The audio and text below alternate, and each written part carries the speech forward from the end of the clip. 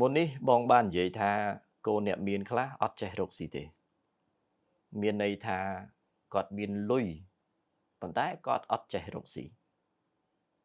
អាហ្នឹងគឺជាបញ្ហារីឯកូនអ្នកក្រខ្លះយើងប្រើពាក្យកូនអ្នកក្ររៀងក្រោតគ្រៀតបន្តិចប៉ុន្តែនិយាយឲ្យខ្លីចឹងហ្មងណាកូនអ្នកក្រខ្លះអាលុយក៏អត់អាគំនិតហ្នឹងក៏គ្មានទៀតលុយក៏អត់ហើយគំនិតហ្នឹងក៏គ្មានទៀតអាហ្នឹងវេទនាណាក្រទ្របមិនសុំទេងុំក្រគំនិតក្រគំនិតគឺវេទនាហើយអាហ្នឹងជាហេតុផលដែលកន្លងមកដល់បច្ចុប្បន្ននេះពីបងទៅវិញតែងតែបង្រៀនឲ្យគិតមនុស្សតែចេះគិតមានគំនិតហើយតែមានគំនិតចង់រកស៊ីអាចរកបានហើយចុះបើអត់លុយអត់អីទេប៉ុន្តែចាំសម្ដីបងប្រាប់ម្ដងទៀតថាឲ្យតែមានគំនិតពិតប្រាកដនរណាក៏ដោយគឺនឹងមានវិធីនៅក្នុងការមានលុយដើម្បីធ្វើនឹងមានហើយចុះបើគ្មានវិធីស្មើនឹងគ្មានគំនិតហើយកុំអះអាងថាអ្នកឯងមានអត់មាន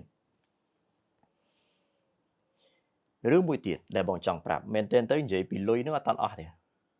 ប៉ុន្តែសុំស្លេះប៉ុណ្ណឹងសិន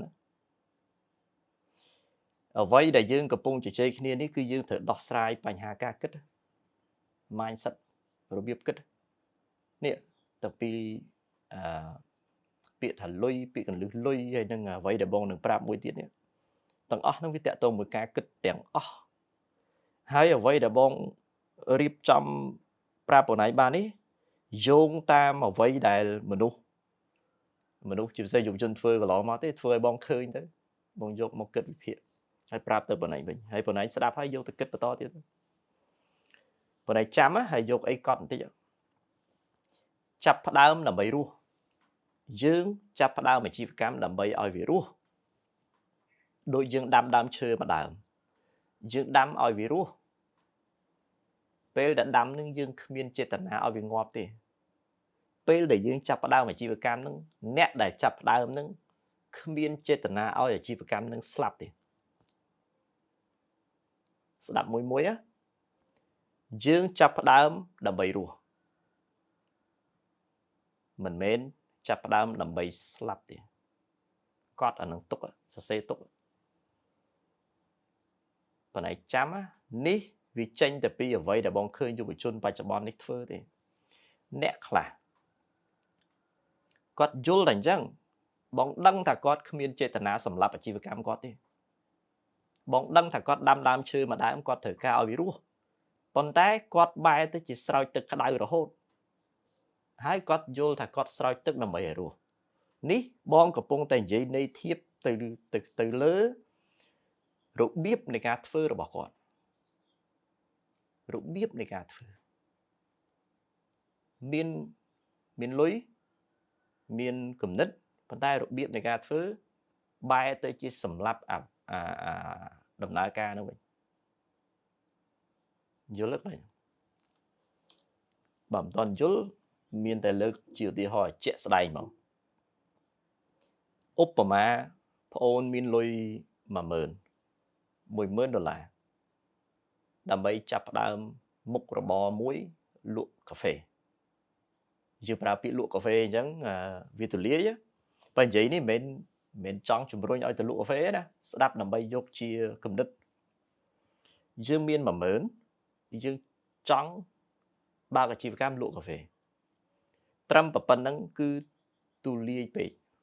លក់កាហ្វេវាមានច្រើនទូលាយវាមានតាំងពីលក់កាហ្វេឆុងដៃលក់កាហ្វេឆុងម៉ាស៊ីនហើយអាម៉ាស៊ីននោះវាមានទៀតវាមានជួលទីតាំងជាក់លាក់ឬក៏លក់តាមរទេះរុញឬក៏តាមម៉ូតូតាមអីបងឃើញគេធ្វើអញ្ចឹងវាមានច្រើនសន្តានមែនទែនបើយើងគ្រាន់តែប្រើពាក្យថា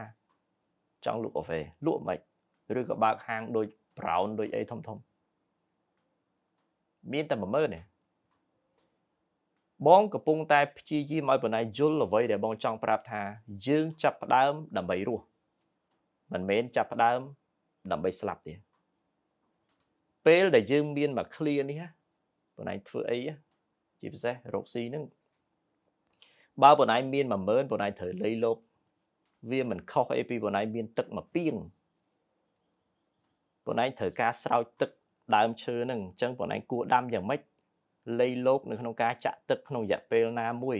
បងឯងមានតែមួយពាងទេបើបងឯងចាក់ម្ដងអស់ហ្មងស្អែកបានតែចាក់អញ្ចឹងដើមឈើហ្នឹងនឹងងាប់នឹងមានន័យថាម៉េចមានន័យថាក៏ពិតយើងមិនចង់ឲ្យវាស្លាប់ទេប៉ុន្តែរបៀបនៃការធ្វើរបស់យើងហ្នឹងសម្រាប់វារួចហើយអ្នកខ្លះរំពឹងចាប់ផ្ដើមរយៈពេល1ខែឲ្យបង្កើតចំណូលមកវិញ no អត់ទេអាហ្នឹងខុសមកឃើញទេអាហ្នឹងគឺមានន័យថា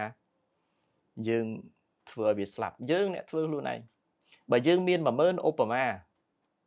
យើងហក់ទៅជួលហាងគេមួយខែ1000កក់គេឧទាហរណ៍កក់1000កក់តែមួយខែបានអញ្ចឹងអស់2000បាត់សល់8000គិតអីចេញយើងចាប់ផ្ដើមដើម្បីរស់បើនិយាយអំពីការចាត់ចែងថវិកាអានឹងគឺជារឿងមួយក្នុងចំណោមរឿងដទៃទៀតយើងគួរចាត់ចែងយ៉ាងម៉េចយើងគួរតែជ្រើសទម្រង់នៃការចាប់ផ្ដើមយ៉ាងម៉េចដើម្បីឲ្យយើងមានជីវិតមានរយៈពេលមកល្មមដើម្បីឲ្យយើងអាចតទៅមុខទៀតបានអញ្ចឹង10000ណាឥឡូវសួរខ្លួនឯងថាបើយើងចង់ជួលផ្ទះជួលតម្លៃប្រមាណចាត់ចែងទៅលេខលោកទៅឧបមាថាឥឡូវ10000យើងចង់ចាយរយៈពេល1ឆ្នាំឬ2ឆ្នាំចុះឧទាហរណ៍ណាយើងត្រូវជួលផ្ទះជួលតម្លៃប្រមាណឬបើមិនអញ្ចឹងទេយើងគួរតែចាប់ផ្ដើមដំបូងពីអីលក់តាមម៉ូតូសិនណាឬក៏លក់តាមរទេះរុញសិនណាឬក៏យ៉ាងម៉េចអាទាំងអស់ហ្នឹងគឺសុទ្ធតែជាផ្នែកនៃផែនការបងប្អូនហើយពេលដែលយើងមានផែនការបែបហ្នឹងមានន័យថាយើងមានចក្ខុវិស័យទម្រង់នៃការចាប់ផ្ដើម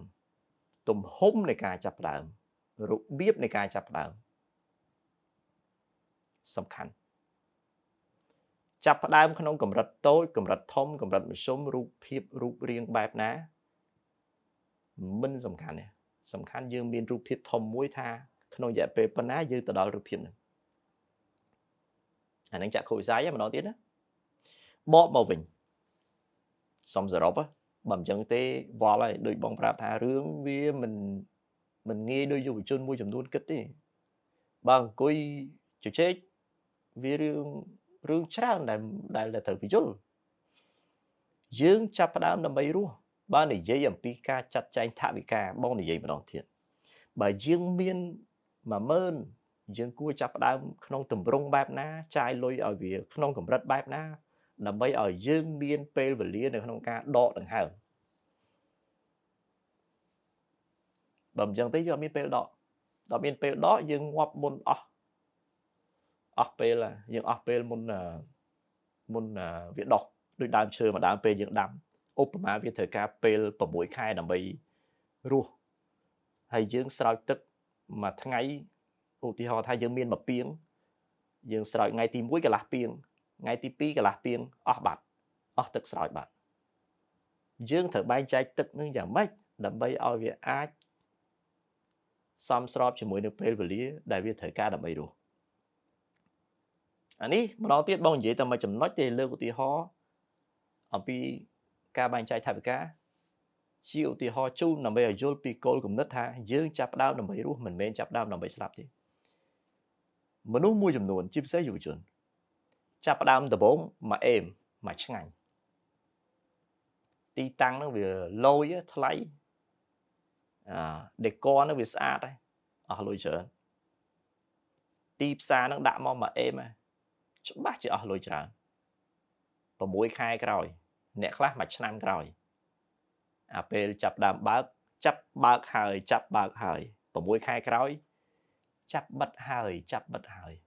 អាហ្នឹងយើងខ្លួនឯងអាហ្នឹងណាអ្វីដែលបងនិយាយនេះម្ដងទៀតព្យាយាមយល់បន្តិចទៅព្រោះរៀងជ្រៅដែរមិនដែរប៉ុណ្ណឹងយល់ទេមានទៀតយើងត្រូវជែកគ្នាមួយតង់ទៀត